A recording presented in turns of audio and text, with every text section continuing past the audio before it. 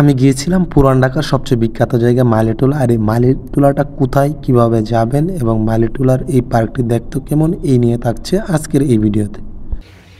Hello viewers, আসসালামু আলাইকুম। আশা করি সকলে ভালো আছেন। এখন আমি আছি মাইলেটুলা, আর হাজারো ইট পাথরের দেওয়ালের মধ্যে এক টুকরো সবুজের একটি পার্ক।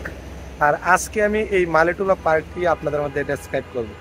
আমরা সকলে বলে থাকি 52 বাজারের 53 গলি, অনেকটাই মিল রয়েছে এই মাইলেটুলা। আর এই মাইলেটুলাটি অবস্থিত পুরান ঢাকায়। আর এই মাইলেটুলায় আছে খুব সুন্দর দৃষ্টিনন্দন একটি পার্ক। আর এই পার্কটি অবস্থিত বংশাল থানার ঠিক সামনেই।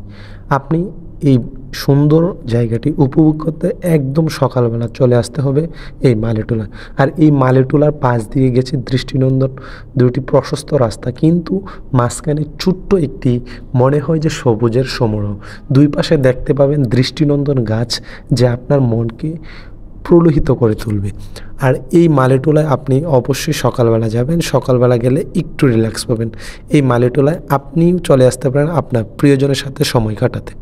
আর রাইট নাও আমি এখন আছি মাইলেটুলা। আর আমি সবসময় চেষ্টা করি নতুন নতুন কোনো না কোনো জায়গায় যেতে, কারণ আমি সবসময় বলে এসেছি যে আমি নতুন নতুন কোনো জায়গায় যাবো এবং আমি আপনাদের সাথে এই নতুন এক্সপিরিয়েন্সগুলো তুলে ধরবো। কিন্তু কিছুদিন যাবত আমি অসুস্থতার কারণে কোথাও মুভ করতে পারছি না। সো পুরান ঢাকা যেহেতু আমি থাকি, আমার পাশেই এই পার্ক আছেও, আমি ভাবলাম তাদের সাথে আজকে আমি একটু এই পার্কে গিয়ে তাদের সাথে সময় দিই। তো আজকে এই সুবর্ণ সুযোগ আপনাদের সাথে এই পার্কের ডেসক্রাইব করার জন্য চলে এসেছি।